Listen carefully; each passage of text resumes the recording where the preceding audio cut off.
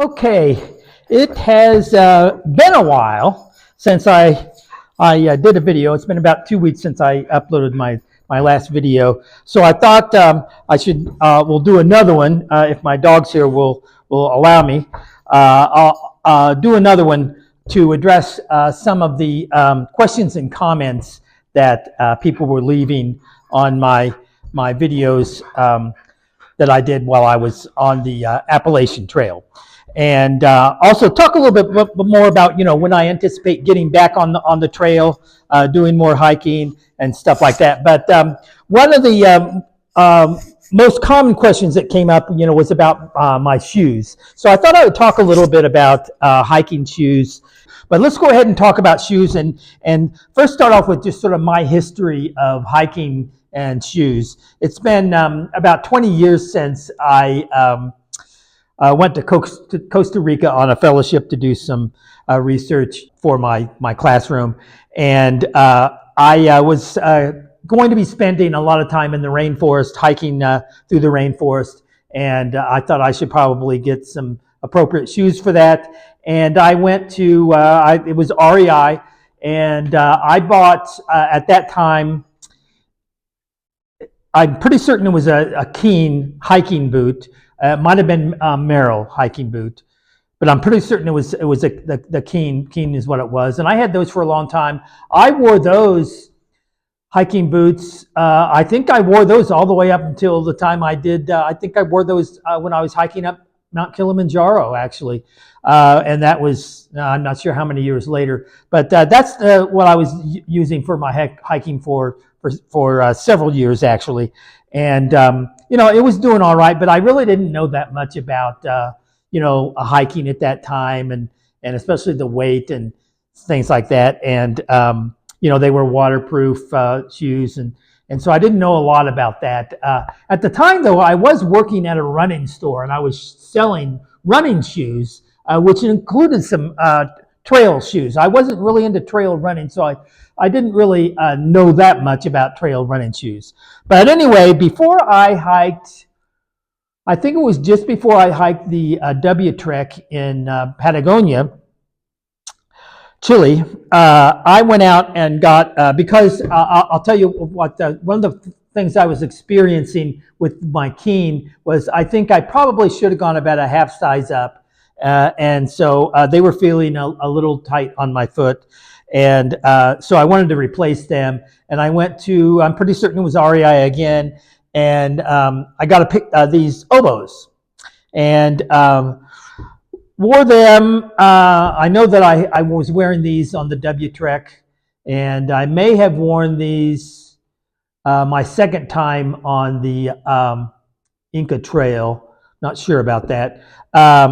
But I definitely, those Keens that I had before, the first time I hiked the Inca Trail, I was definitely wearing them as well. So, but then, I started getting a little bit smarter about my shoes. And before I go any further, almost everything I talk about, the one phrase that I think is relevant for just about any topic is hike your own hike.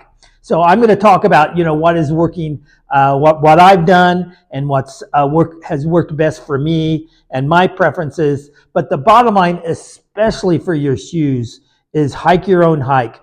The best shoe for one person could possibly be the very worst shoe for somebody else.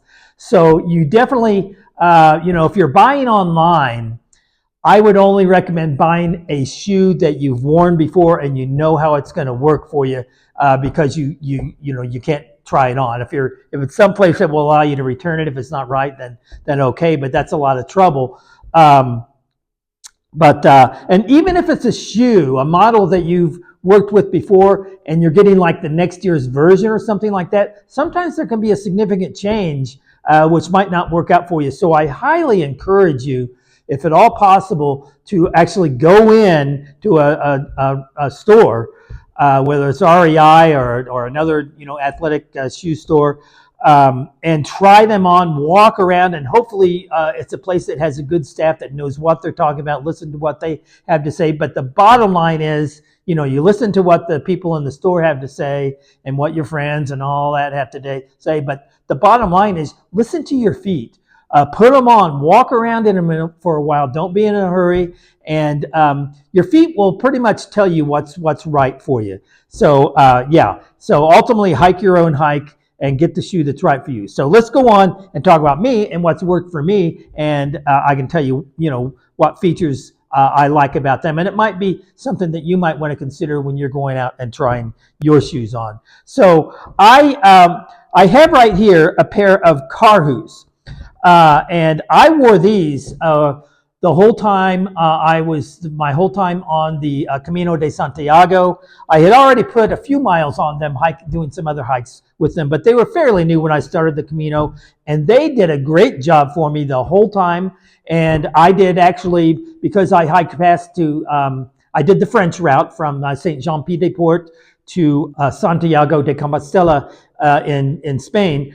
But I also, after I got to Santiago, I went ahead and hiked to Finisterre, the coast. So all in all, it was about 600 miles of hiking. I wore these the whole time, and they did a great job for me. And I've continued to wear them, just kicking around. And these things probably have well over 1,000 miles on them. But now, before I got these, actually, I had a pair of Topos that I was hiking around in, and I wore those. Actually, I just wore them a bit on the.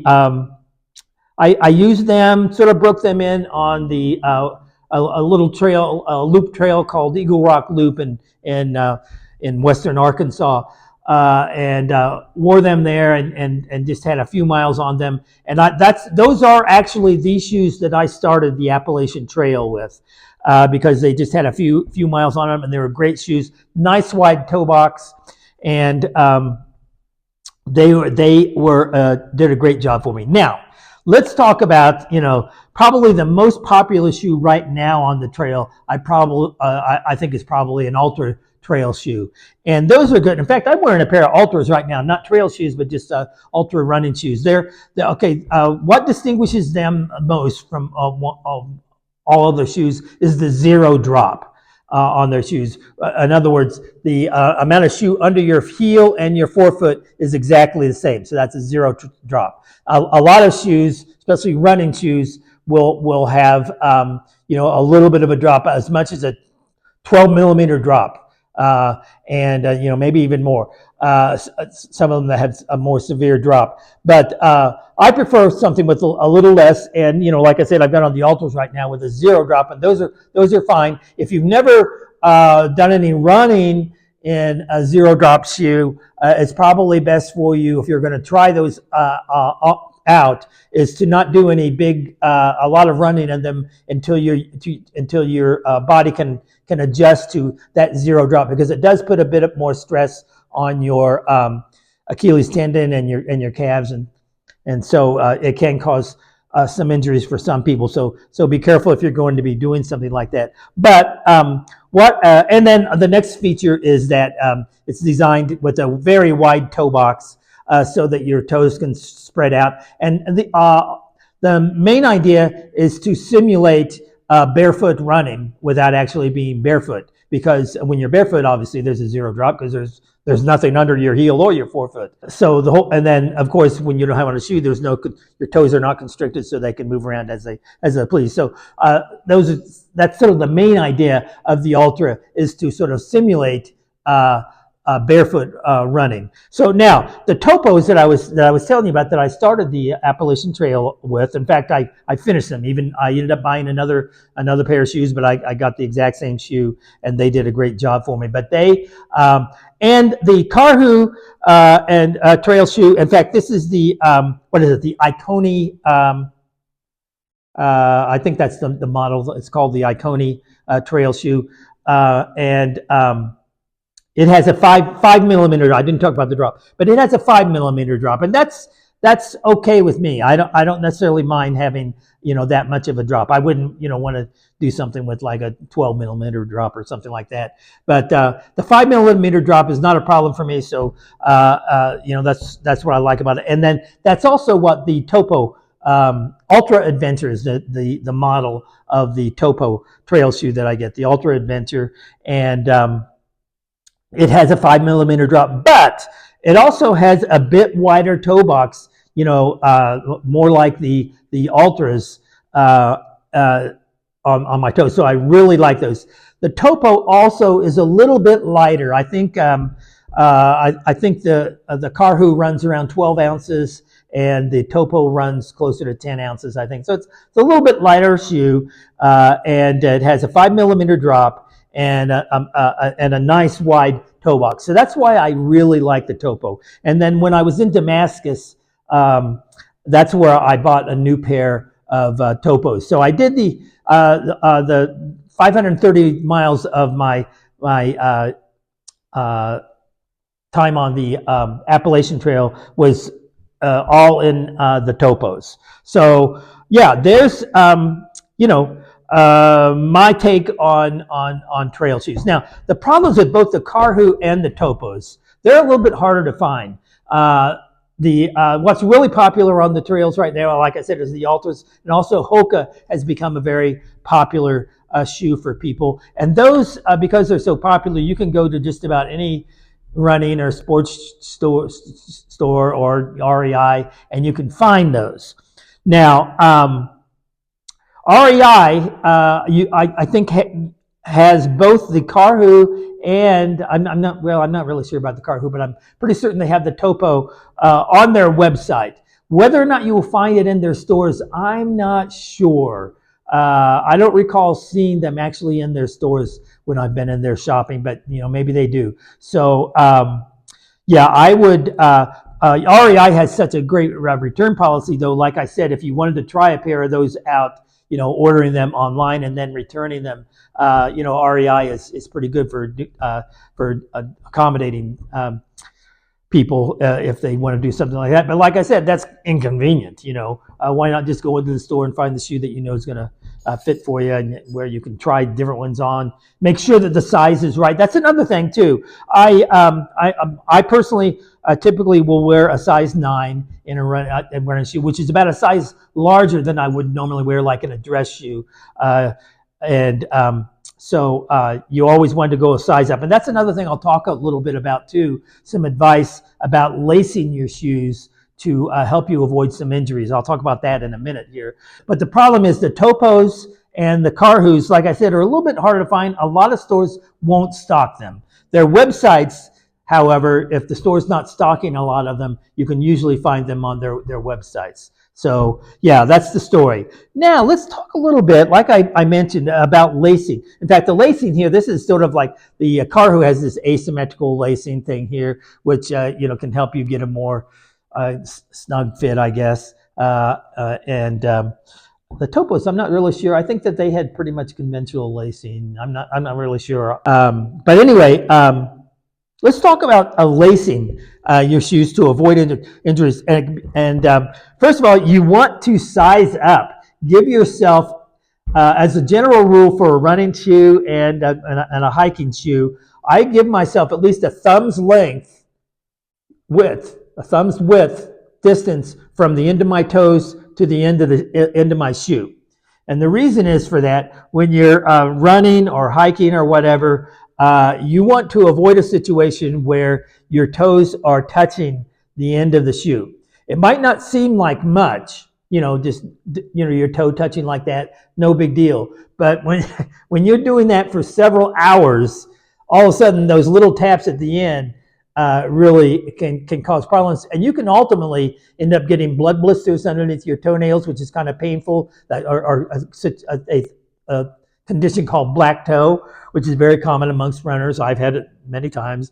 It's very painful, and then ultimately a lot of times you end up losing your toenail, and your toenail just falls right off, and it's not a pleasant experience. So to avoid doing that, you want to give yourself enough room. Now the problem is when you're hiking, or even when you're running, and you're going downhill especially, your foot really tends to, every time you step down, your toes goes even further towards the tip of the toe, which you might want to give yourself a little bit more room. And then ultimately, every shoe fits a little bit differently. I think I mentioned that I normally wear a size 9, and these are a size 9 in the Karhus. And my very first Topo that I got, that I ended up replacing on the when I was on the Appalachian Trail in Damascus. I ended up, I decided to, because I tried on both the 9 and the 9.5, and I ended up going with the 9.5 on that second pair of topos I had, just to avoid that. But now, let me talk about something else that's really helpful. In fact, I ended up doing this on the Camino de Santiago. I started sensing that my toe was sliding down a little bit, especially when I was coming, well, especially the Pyrenees Mountains, when I was coming down a really steep slope after I'd crossed the Pyrenees from Saint-Jean-Pied-de-Port in France and heading down into Spain at my albergue down there. It was a pretty steep, toward the end, it was a really steep downhill, and I noticed my toe, touching the end of the shoe a little bit more than I wanted. So I stopped. In fact, it was only happening on one, so I only did this on one foot, but there's nothing wrong with doing this. There's something that, at least when I was working in the running store, we called the runner's loop. I think other people call it other things too, but it's a way to hold your foot a little more snug and allow the heel to grab a little bit more, so your heel doesn't slip and your foot doesn't slide as much. It's called the runner's loop. And the way I do it, there's a couple different variations of doing it. And there's all kinds of different ways you can modify your laces to address different issues. But what I do to hold my foot a little bit, the heel of my foot a little bit more snug to the back of the shoe and prevent my foot from sliding forward, is I do the runner's loop. And what you do, the way I do it is, this is the way you would typically have your shoe laced, right here. And what I do is I unlace it like this, the top one, just like that. And then you'll notice sometimes there's this extra hole right here. Normally you just, if I was taking this one in, I would just go right here to this first one right here. But there's another one right here. And it usually works best if you use that back one. So then what you do is you make, instead of going over to the next hole, crossing over, you stay on the same side, and I will usually take it to this back hole right here. And you create that loop, a little loop right here. That's the term runner's loop. And then you do the same thing on the other side here. You go from the outside in, and then you've created these two loops right here. And what you do is you take each lace through the other one's loop, just like that. Okay. And then you tie your shoe. But here's a trick that I do that makes it even more snug, is I will, before I tie my shoe, I will pull down the side just like that to get this nice and snug before the loop here, close that loop and get it nice and snug before I tie it, and then bring it over and tie your shoe the way you normally do. And that's the runner's loop. Okay, and that will hold what happens is, I'll show you what happens. It doesn't actually, let me simulate my foot being in there. So normally, let's go ahead and take it out and show you what this would normally look like. Normally, your laces would come in here like this. This is the way it normally is. And then when you tie it, you can see that it's sort of pulling this way. But when you've got the runner's loop in there, okay, let's get the runner's loop in there.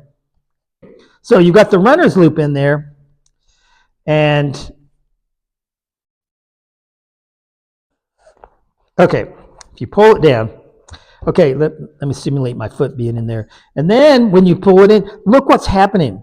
Okay, this lace is actually pulling this way and causing it to grab the heel of your foot more snugly, as opposed to this traditional way of lacing where it sort of pulls in this direction. You're getting a pull from this direction, and so it hugs your heel a little bit better. So that's what I highly suggest. And in fact, I remember when I was hiking down to the NOC, and that was a significant, really steep hiking downhill for almost the whole day as I was heading into the NOC. And yeah, I was really glad that I had my shoes in the runner's loop then. And then also that's probably when what caused me to reconsider the size 9 and go into a 9.5 too, with that severe downhill. So yeah, that's sort of my take on shoes. But the first thing I want to mention is hike your own hike. Listen to your feet. When you go into those stores, and the person in REI might be really well versed and can give you some good advice, but the best advice is going to come from your own feet. Put the shoes on, walk around, listen to your feet. How does that feel? Do you have plenty of room? Does it fit in you well? Yeah. So there's my take on what I think is the best shoe for hiking. And for me, it's those Topos. And although, when I buy the pair of Topos, I'm also probably going to pick up another pair of Carhu's too, because I like them too. They're good to hike and walk around in. But that's what's best for me. And, I suggest you try them on too, because I've got a feeling you'll probably like them too. But listen to your own feet and get out there and hike your own hike.